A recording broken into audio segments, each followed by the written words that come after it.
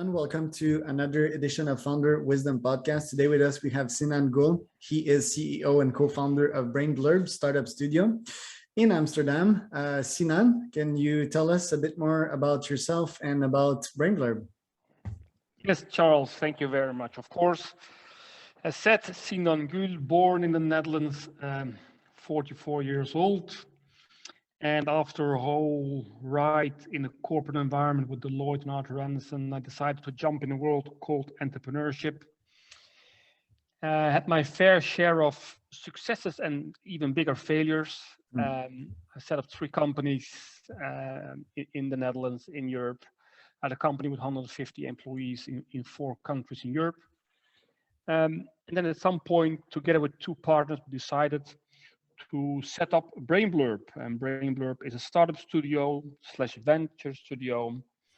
And what it basically is, Charles, and I'm sure you have the similar experience, that when you set up a venture, and of course, every venture and every idea is different. However, if you've done a couple of those ventures and venture building, you know that 80% is relatively similar.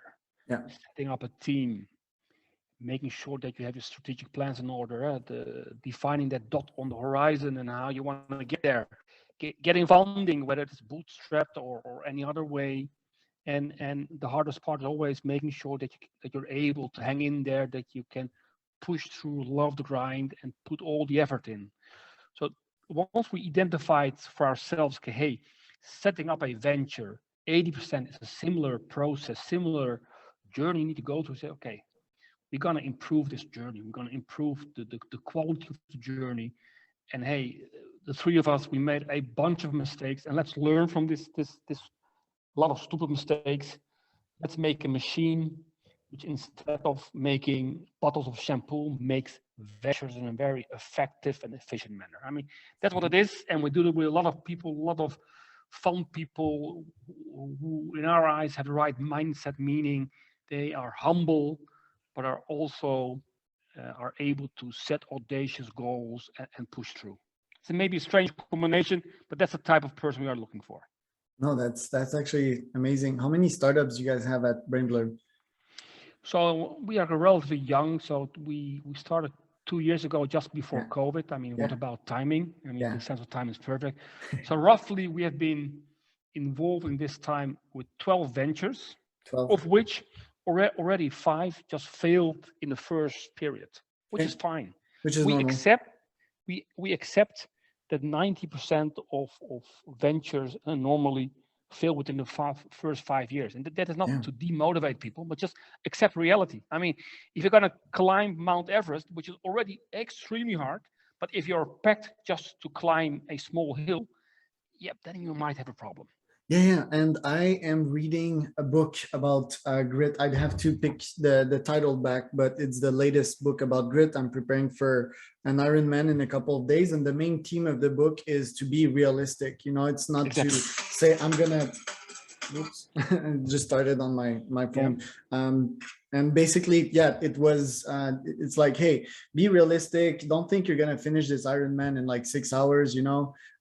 Because if you step in that zone and you start being disappointed, then while you're running, you know, that will zap like important energy and will just, you know, make the race very, very painful. So yeah, basically that's a cool lesson, but I'm just curious. Don't you think that this is giving like an exit door to the founders, saying that like 90% of them will fail, and it gives them an incentive to fail? Don't you think that way? I mean, yes, it will have an impact on some founders, which is good, because I want those founders to leave directly at the beginning. And it sounds a bit ugly what I'm meaning. Okay. What we do, we are building a community. We have monthly meetups, we have bigger conferences, and we start with a statement. And as said, we have another conference at the end of September in the Netherlands, international conference. There, the first keynote theme is by a gentleman who shows the numbers, saying, hey guys, 90% fails. 90% fails, and if it already scares people, that's good. Then you already have a kind of a pre-selection. You think most people are scared? Don't you think they're like, oh, I'll come there, and worst case I might fail, and that's okay. Don't you think it'd be better to, well, not to put too much stress on them saying, hey, you need to succeed, but just telling them like, hey, with the proper guidance and with the proper actions, you might avoid this 90% failure rate. Now, what we say is, don't be afraid to fail. That's number one. Okay. And if you fail, fail well. And you Okay. can fail in a proper manner. I failed in a tremendous ugly way. What I did, I was a young guy coming from Deloitte. I was very good in writing freaking business plans. I went to the bank. They gave me a loan, which I signed privately, 200K. I went flat on my face and I had to repay 200K. That was the biggest failure in a very ugly way. But that's what I'm telling our team. Hey guys, whatever you do, fail beautifully. You can fail in a beautiful manner that it gives you enough learnings and energy that you can jump back again for your second and third and fourth. So fail intelligently. Yeah, Does my last failure was like similar, just that it was 10 times less this amount. So I think it was like 20 or 30K. And I mean, I don't consider an ugly failure, although it is from a financial perspective, because I got like a PhD in entrepreneurship. Will I ever, because that was in the pharma industry, if you want, with a supplement that was approved by Health Canada, built by a team of scientists at a university. So I will come back in that domain. My next startup is a longevity startup. So health is a passion of mine. The more you can live and have a high quality life, the more money you can make and so forth. But that makes a lot of sense. And by the way, the book I was referring to is called Do Hard Things by Steve Magnus. So you'll probably hear about it a lot. It's like the #1 book in that field. But no, I really much enjoyed what you're dropping so far in terms of knowledge. I also read some other conditions on like what type of startups to accept. And Charles, I think you pressed the mute button. Oh yeah. Sorry, so no problem. Since how long was I muted? I think it's 10 seconds. But what you were saying is how to select the right ideas, correct? Yeah, well, I was checking your criteria to be accepted as a startup in your studio. So I think, yeah, you guys accept around probably, let's say 10 startup a year, a bit less when you start. It's 200K investment minimum in each startup. So do you need to be rich to start an incubator / startup studio? No, yes and no, you need to have money. I mean, that's a fact. With connections with the bank or? However, what we say, you don't need to start with 200K. Yeah? You don't need to start with 200K. Okay. What we are trying to do ourselves and also to try with all of the team members involved is, hey guys, let's try to sell your product even without a product. Okay. It sounds crazy. Yeah. Yeah. Let's do a. Not to me, but to most, yes. Yes. So, I mean, let's try to sell it while we have not a product. We just have a freaking landing page. I mean, I know I'm not the only one saying that. Let's have a freaking landing page. Let's have a small 100%. Campaign. Let's reach out to potential customers. Yeah, cold email. And let's do that. And then a couple of things might happen, and we have faced it. One, an X number of team members just are not able to deal with that. Reaching out to customers without a product, running a campaign without a product, and they just say, sorry guys, this is not made for me, which is fine. Which means for us also it's a good learning. Without having invested 200K, but having invested, I don't know, 20 or 40K, we learn, okay, this was not the right team member, or it was not the right thing for him or her to do. That's one. Okay. Two, and as you know, we start with a certain problem statement and a solution in our minds. Yeah. Because we are reaching out to potential customers, we are running a small media campaign or social media campaign. We are learning that our base assumptions were wrong. So that really helps. And what the nice thing is, because especially first-time founders, when they enter the building, the first thing they want to do is to build their baby. They want to build their baby. They have a beautiful baby in their mind. They want to build it. Once you get the people and the team members and this guy or girl onto that mindset, is hey, let's put it out there. Let's test it. Yeah. Once they get adjusted to that, you have the right type of entrepreneur within the team. And that person will hang on, not for 1 week, not for 2 weeks, but will hang on if needed for 3, 4, 5 years. Yeah, and say if 30K, we're talking about a solo founder, maybe co-founders that are really scrappy, two of them, right? Yeah. Okay, because yeah, 30K, I mean, yeah, and it's mostly invested in the startups, and maybe some ramen noodles if you're kind of generous. But yeah, it might take a time. Do you recommend that they start with something they have expertise in, something they have passion in, or any product that can make money? I mean, first of all, what we say from a venture studio point of view, it needs to be a scalable product or a scalable service. Yeah. Yeah. That is the most important starting point. What's your definition of scalable? Yeah, that's a good one. It needs to have sufficient ambition to it to be able to grow in multiple dimensions, meaning locations, assortment, industry. I mean, if you're saying, with all respect, I want to start a grocery around the corner, I mean, that's not the type of thing we want to do. Yeah. And then what is really scalable, it's still up for discussion, but it depends on the ambition the founder has. Yeah. That is number one. The most important thing for us is, and from a venture studio point of view, is the co-founder. The most important thing. Yeah. Of course, the idea is something.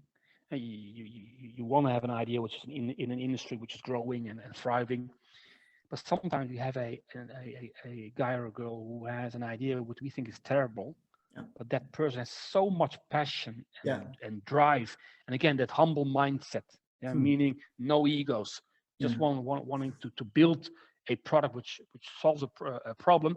That's for us the most important. Most important.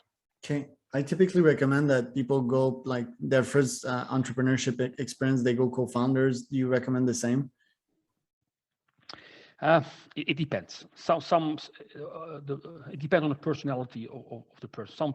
Some people just want to go solo, and that's fine. But isn't that ego right there? Like, especially if it's their first entrepreneurial experience? I mean, agree. That was my first thing also, going solo. And we said, guys, if you want to increase your likelihood of success, you need to go co-found. From our point of view for the venture, we only do co-found. We don't do solo. No way. Yeah, that's interesting. When, in terms of product market fit, like that's kind of my thing. I do cold email and I can scale it. So I can send a bunch of emails and test out a bunch of product variances to a bunch of audiences.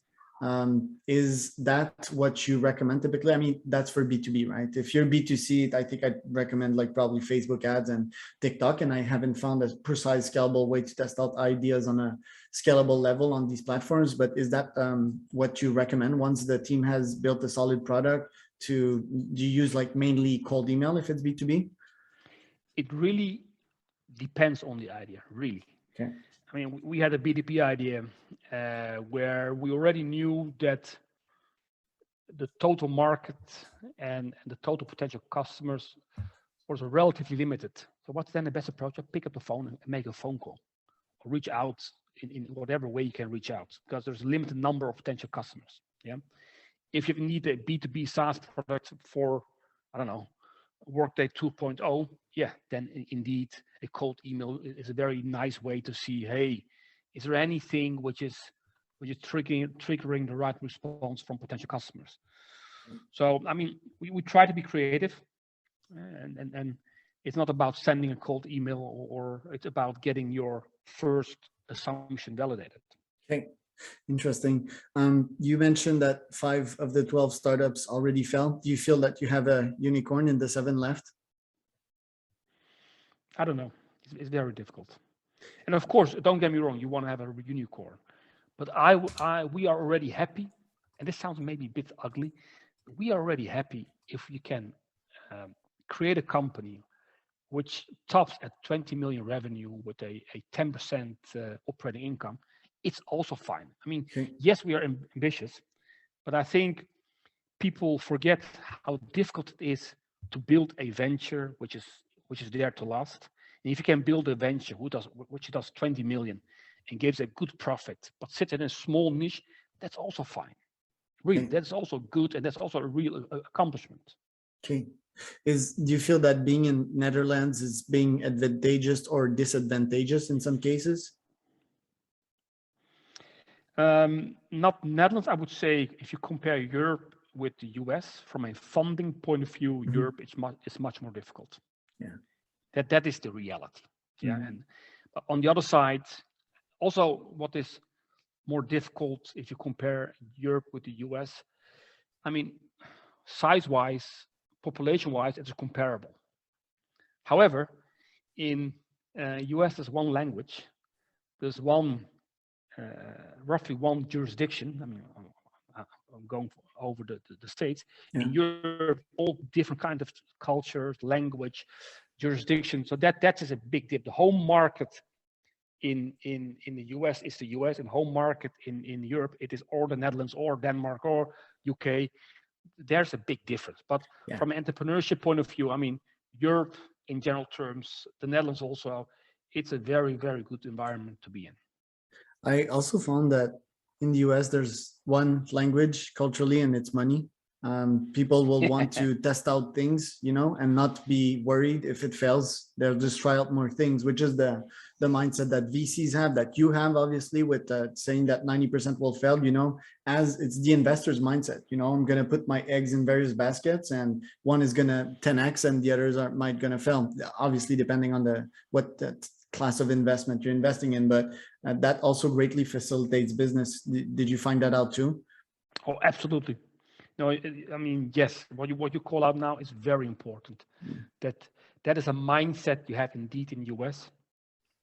There's not a mindset you have, for example, in Germany, where people are much more prudent. I mean, don't get me wrong, tremendous strong economy. From a startup point of view, from a new venture building point of view, much more difficult to come with something which is totally new. I mean, that is a big thing. We are behind Europe versus North America. Yeah, some of my least favorite countries to do business in are France, Germany, very closed markets. And well, I mean, startup wise, France is very exciting. I also speak French, and obviously, well, oddly enough, Canada is not the best market for me.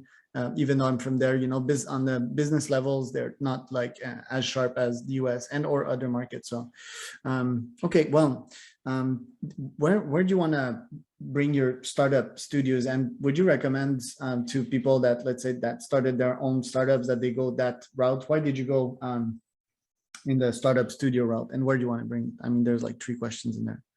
Yeah. Then I will give you at least 3 answers, Charles. Please do.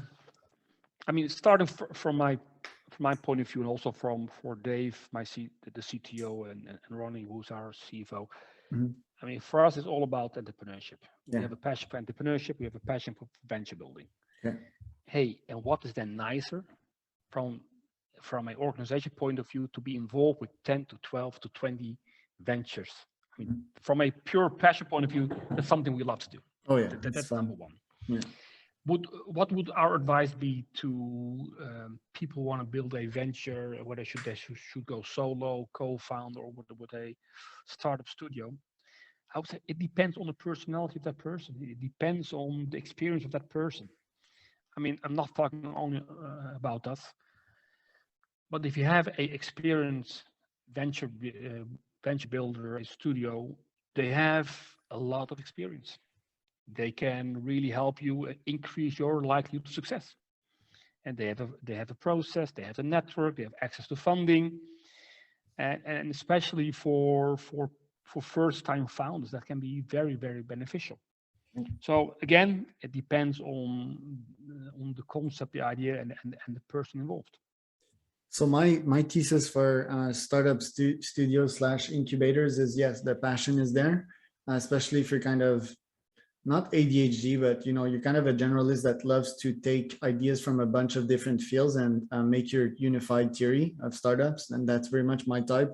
You can cross-pollinate lessons that you have from your various startups, and obviously the knowledge that you learn as the founder of that incubator is humongous, and you can apply that in further ventures that you will start. That's kind of my thesis there. And yeah, if we can hit a unicorn, that's fine. Although I think, you know, it could be kind of risky. For example, if I have a deal with a bunch of investors that back this startup studio, and it doesn't work out well, you know, it could be financially risky. So how do you make sure that, you know, it's a resounding financial success? Good question. First of all, before I answer your question, Charles, I want to make a clear distinction between incubators and startup studios. And Okay. why do they say that? An incubator, the word says it, they give you advice, they give you an office, they give you advice and consulting, mentoring, and they take a bit of the equity. The venture studio, startup studio is what we would call an institutional co-founder. It is a co-founder. It has a seat around the co-founder's table. And that's why the max number of ventures we can do a year is between 8 to 10 max. Okay. Maybe even less, because all our resources, money, people, knowledge will go into these 5, 6, 7 ventures. Okay. And more time there's not there. Okay. Even if you go to the really large venture studios, they do the same. Okay. I mean, 6 to 8, 10 max. Okay. So you will never have a venture studio doing 20, 30, 40. It's impossible. Okay. So that's number one. Okay. So from a model point of view, and so we talk with a lot of investors, and I think the majority of the more mature venture studios have their own dedicated venture fund. Mm. The way how not only position, but the way how we defend this towards investors is saying, hey guys, with a venture studio, you are involved very, very early stage. Okay. And normally a investor would come in earliest seed, significant seed, going to Series A. In here, you have a way to be already involved in pre-seed. Okay. Yeah? So you will give, I don't know, you will provide your fund to the bigger, your investment to the startup studio fund, and your money sits there 5 to 10 years. You know that piece of your money will be touching roughly, so if we do 10 ventures per year, and we do it for 10 years, that money of yours will be touching pre-seed roughly between 80 to 100 ventures. Okay. Well, yeah, that's a lot.